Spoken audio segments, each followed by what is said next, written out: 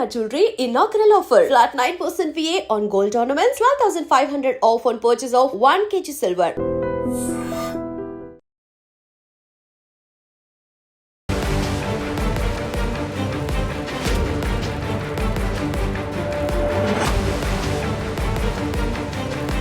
నమస్కారం, welcome to iDream media. నేను మీ సంగీత.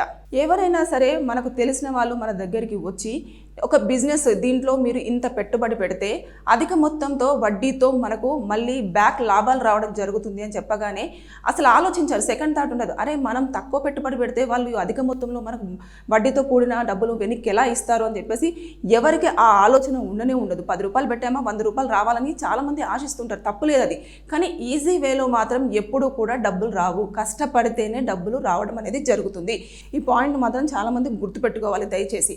అయితే ఇప్పుడు నేను ఈ విషయాన్ని ఎందుకు చెప్పడం జరుగుతుంది అని అంటే, రీసెంట్గా మనం చూస్తూ ఉన్నాము, ఒక 2 డేస్ నుంచి కూడా హైదరాబాద్ సైబరాబాద్ కమిషనరేట్ కార్యాలయంలో ఈ ఈడబ్ల్యూఓ కార్యాలయంలో ఏమవుతుంది అని అంటే, ఒక 180కి పైగా కేసులు అనేవి రావడం జరిగింది. మేము 70 కోట్లు ఒకరు మోసపోయారని, 40 కోట్లు ఒకరు మోసపోయారని, 18 కోట్లు ఒకరు మోసపోయారని చెప్పేసి ఇట్లా ఒక్కొక్కరు వచ్చేసి ఫిర్యాదులు ఇవ్వడం అనేది జరుగుతుంది. అంటే ఇదంతా కూడా ఒక లేడీ మధురపాటి సంధ్యారాణి అని చెప్పేసి ఆవిడ ఏం చేసింది అని అంటే, ఒక కంపెనీలో ఇదివరకు ఆమె ఇది 2 ఇయర్స్ కంటే బిఫోర్ ఆవిడ ఆడిటర్గా ఒక కంపెనీలో పనిచేసినప్పుడు ఎవరైతే అక్కడికి వస్తున్నారో వాళ్ళ త్రూ కొంతమంది పరిచయాలు పెంచుకోవడం జరిగింది. అంటే అందరూ కూడా IAS, IPS, politicians, retired judges, business mens వాళ్ళందరితో కూడా పరిచయం పెంచేసుకొని వాళ్ళతో కాంటాక్ట్ అయ్యి, ఇట్లా నేను ఒక బిజినెస్ పెడుతున్నాను, దాంట్లో మనము ఇలా స్టిచ్చింగ్ మెషినరీ బిజినెస్ పెడితే దాంట్లో మనం తక్కువ పెట్టుబడి పెట్టేసి మనం ఎంప్లాయీస్ అందరినీ చూపించేసి మనం ఎక్కువగా లాభాలు అనేది దాంట్లో నుంచి తీసుకోవచ్చు, మీరు ఇంత పెట్టుబడి పెట్టండి అని చెప్పడంతో చాలామంది అందులో పెట్టుబడి పెడుతూ వచ్చారు.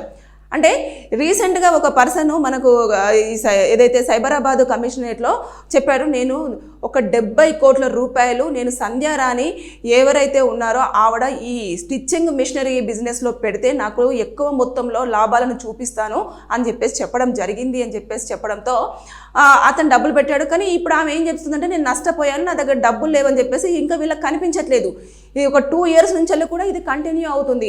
ఏదైతే ఉంటుందో వైజాగ్లో కానివ్వండి, గచ్చిబౌలిలో కానివ్వండి, ఇలా కొన్ని ప్లేసెస్లలో ఆమె ఒక 4 to 5 ఫ్లోర్స్ ఉన్న బిల్డింగ్ అంతా కూడా రెంట్కి తీసుకోవడం, దాంట్లో ఈ స్టిచ్చింగ్ మిషనరీస్కి సంబంధించినవంతా కూడా బిజినెస్ పెట్టడము, ఒక 100 నుంచి 150 మంది ఎంప్లాయీస్ని అందరినీ కూడా చూపించిన తర్వాత ఎవరైతే పెట్టుబడి పెట్టడానికని వస్తారో వారందరికీ కొంచెం నమ్మకం ఉంటుంది, అరే మంచి పెద్ద మొత్తంలోనే ఈ కంపెనీ అనేది రన్ అవుతుంది, మనం ఇందులో పెట్టుబడి పెడితే ఖచ్చితంగా మనకి ఇన్కమ్ అనేది బ్యాక్ రావడం జరుగుతుంది, నేను లాభాలలోనే ఉంటాను అని చెప్పేసి వాళ్ళు ఏం చేశారు, నమ్మి వెంటనే ఇమీడియట్గా పెట్టారు. ఈ దొరై రాజు కూడా అలాగే చెప్పంగానే ఈ గచ్చిబౌలి, మియాపూరు ఇలాంటి ప్లేసెస్లలో కూడా ఆమె కంపెనీస్ చూపించిన వెంటనే అతను ఎనక ముందు ఆలోచించకుండా, ఆయన ఒక మంచి పొజిషన్లో ఉన్నాడు, ఆలోచించకుండా ఏం చేశాడు, 70 కోట్ల రూపాయలను ఆవిడకి ఈ బిజినెస్లో పెడుతున్నాడు చెప్పేసి పెట్టడం జరిగింది. పెట్టినాక ఇంకా ఆవిడ దగ్గర నుంచి ఎలాంటి ఇన్ఫర్మేషన్ లేదు, కాల్ సరిగ్గా లిఫ్ట్ చేయకపోవడము, తర్వాత ఏం అడిగినా కూడా సమాధానం చెప్పకపోవడము, మరి నేను పెట్టి కూడా ఒక 1 ఇయర్ అవుతుంది, ఇంతవరకు కూడా నాకు ఎలాంటి ఇన్కమ్ జనరేట్ చేయట్లేదు, నువ్వు ఏం చూపించట్లేదు, నా బ్యాంక్లో 1 రూపాయి కూడా పడట్లేదని చెప్పేసి అడుగుతూ ఉంటే ఆవిడ సమాధానం ఏం చెప్పట్లేదు. దాంతో అతనికి అనుమానం వచ్చేసి ఇమీడియట్గా వెళ్ళేసి పోలీస్ స్టేషన్లో ఏదైతే సైబరాబాద్ కమిషనరేట్ ఉందో అక్కడికి వెళ్ళేసి ఫిర్యాదు చేశాడు, నేను ఇట్లా మోసపోయానండి, నాకు ఆవిడ ఏం చెప్పట్లేదు అని చెప్పేసి. అయితే పోలీసులు ఆవిడకి ఫోన్ చేసి మాట్లాడే ప్రయత్నం చేస్తున్నారు, ఆవిడ మాత్రము ఎక్కడ ఉంది ఏంటి అనేది తెలియట్లేదు, ఫోన్ కూడా స్విచ్ ఆఫ్ వస్తుంది అని చెప్పేసి చెప్పడం జరుగుతుంది. ఇలా ఆవిడ ఇతను ఒక్క దగ్గరనే కాదు, హిమాయత్ నగర్కి సంబంధించిన వ్యక్తి దగ్గర 40 కోట్ల రూపాయలు, అదేవిధంగా ఒక రోజు వర్క్ చేసేసుకొని నెల రాగానే జీతం పడే అకౌంట్లలో ఉండే అపార్ట్మెంట్స్ ఉంటాయి చూడండి, అలాంటి అపార్ట్మెంట్లో కూడా 18 కోట్ల రూపాయలు. తర్వాత నెక్స్ట్ ఇలా ఆవిడకు తెలిసిన ప్రతి ఒక్కరి దగ్గర కూడా ఇలా కోట్లలోనే డబ్బులు పెట్టించింది. కొంతమంది 50 లక్షలు, తర్వాత నెక్స్ట్ 10 లక్షలు పెట్టిన వాళ్ళు కూడా ఉన్నారు. ఇలా మొత్తం ఇప్పటి వరకు అయితే 180 కేసులు కూడా ఇక్కడ సైబరాబాదు, హైదరాబాద్కు సంబంధించిన వాటి ఏదైతే కమిషనరేట్స్ ఉన్నాయో అక్కడికి రావడం అనేది జరిగింది, ఇలా ఫిర్యాదులు తీసుకొని. ఇంకా పెద్ద స్థాయిలోనే మోసపోయిన వారు ఉన్నారు. మేమే ఇక్కడ ఉన్నాము అంటే ఇంకా వైజాగ్లో, తర్వాత నెక్స్ట్ ఇంకా మిగతా ప్లేస్లలో కూడా ఈవిడ చాలామందిని నమ్మించి మోసం చేసింది. ఎలాగైనా సరే ఆవిడని మీరు తీసుకొచ్చేసి డబ్బులు మాకు ఇప్పించండి అని చెప్పేసి చెప్తున్నారు. బిజినెస్లో మంచి లాభాలు వస్తాయి అనుకున్నాను, కానీ నష్టం అనేది జరిగింది. ఎందుకంటే బిల్డింగ్స్ అన్నీ కూడా నేను రెంట్కి తీసుకోవడం జరిగింది, తర్వాత దానికి సంబంధించిన ఇవన్నీ కూడా ప్రతిదీ ఆమె ప్రాబ్లం చెప్పుకుంటూనే వచ్చింది, కానీ వీళ్ళ డబ్బుల గురించి మాత్రం ఎలాంటి ఆన్సర్ అనేది చేయలేదు. సో పోలీసులు అయితే ఆవిడని తీసుకొచ్చేసి ఇంట్రాగేషన్ చేయడానికి రెడీగా ఉన్నారు. ఎందుకంటే కంప్లైంట్స్ చాలా పెద్ద స్థాయిలోనే రావడం జరిగింది. అంతేకాకుండా మొత్తము మనం అన్ని కోట్లలోనే ఉండడం జరిగింది. దొరైరాజు మాత్రము ఫిర్యాదు రిటర్న్గా ఇవ్వడం జరిగింది. కాబట్టి కేవలం అతని దగ్గరనే 70 కోట్ల రూపాయలు మొత్తం వసూలు చేసినట్టు, ఇంతవరకు ₹1 కూడా తిరిగి ఇవ్వనట్టుగా కూడా అతను వెల్లడించడం జరిగింది. కాబట్టి ఇవన్నిటిని పరిగణలోకి తీసుకుంటున్నారు. ఆవిడకి ఫోన్ చేసి తీసుకొచ్చి కూర్చోబెట్టేసి మొత్తం చేసిన తర్వాత ఎప్పుడు స్టార్ట్ చేశావు, ఎలా స్టార్ట్ చేశావు, తర్వాత నెక్స్ట్ మీరు ఈ మిషనరీస్ అన్ని ఎక్కడ తీసుకొచ్చారు, ఒక్కొక్క మిషనరీకి ఎంత ఖర్చు అయ్యింది, తర్వాత ఎంప్లాయీస్కి మీరు ఎంత శాలరీస్ ఇచ్చారు, ఎన్ని కంపెనీస్ని స్టార్ట్ చేశారు, ఎక్కడెక్కడ స్టార్ట్ చేశారు అని చెప్పేసి ప్రతిదీ కూడా పోలీసులు మొత్తం పూర్తి స్థాయిలో ఇన్ఫర్మేషన్ తీసుకొని అప్పుడు ఆవిడ పైన కేసులు అనేది ఫైల్ చేయడము, తర్వాత నెక్స్ట్ కోర్టులో ప్రొడ్యూస్ చేయడము, ఆవిడకు పనిష్మెంట్ పడడం అనేది జరుగుతుంది. బేసిక్గా ఇలాంటి కేసులలో తీసుకుంటే BNS 111 కింద పనిష్మెంట్ ఉంటుంది. అంటే చీటింగ్ చేసింది, అంటే మోసం చేసింది వారిని. అంటే మీకు బిజినెస్లో మేము లాభాలు చూపిస్తాను అని చెప్పేసి వారి దగ్గర నుంచి డబ్బులు తీసుకొని ఆ బిజినెస్లో పెట్టుబడి పెట్టించింది, కానీ మళ్ళీ తిరిగి వాళ్ళకి డబ్బులు అనేది ఇవ్వట్లేదు. కాబట్టి వారు అక్కడ మోసపోయారు.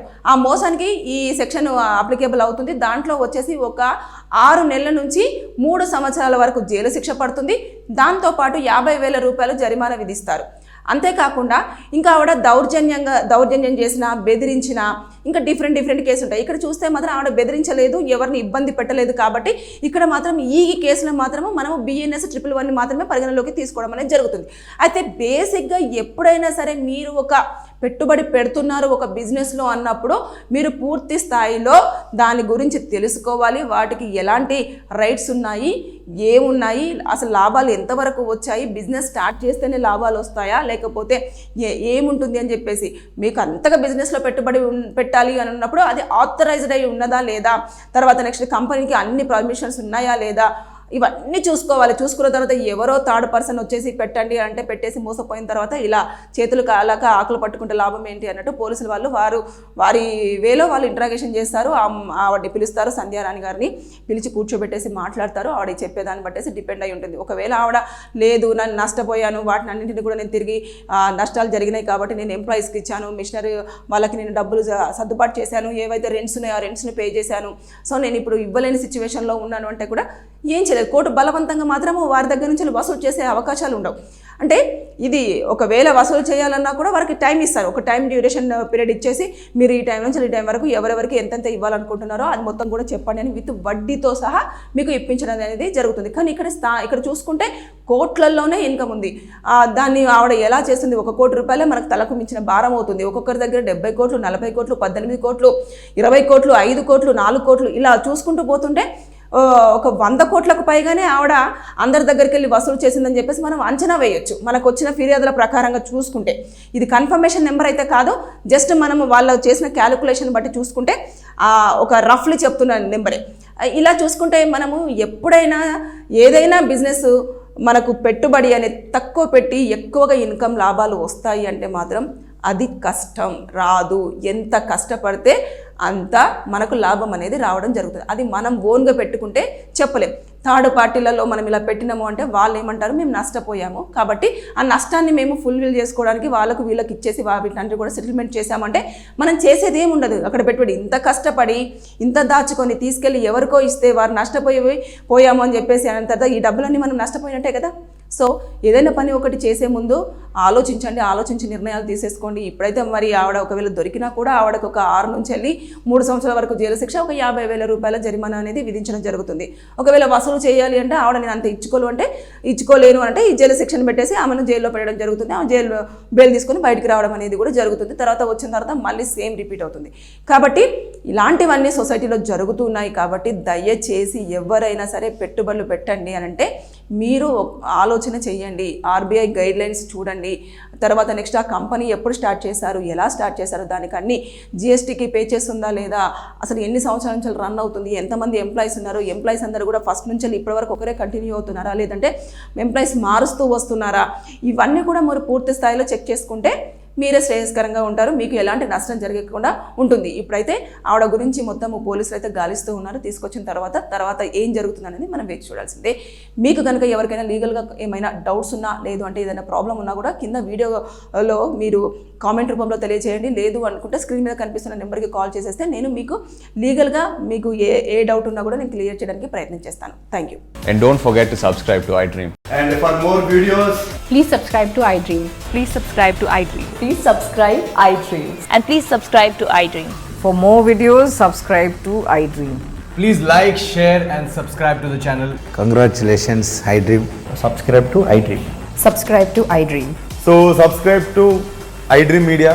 iDream ki iDream team అందరికి huge congratulations. Please subscribe iDream Media. Please subscribe to iDream. Subscribe iDream. Please subscribe to iDream. iDream అంటే నా కళల ఛానల్ను సబ్స్క్రైబ్ చేసుకున్న నోరు తిరుగుతలేదు, మీరైతే గంట గుర్తు కొట్టండి. For more such videos, please subscribe to iDream. Subscribe to iDream. Please subscribe to iDream. Please subscribe iDream Media. Please do subscribe to iDream. Please subscribe to iDream Media. For best entertainment and information, please subscribe iDream.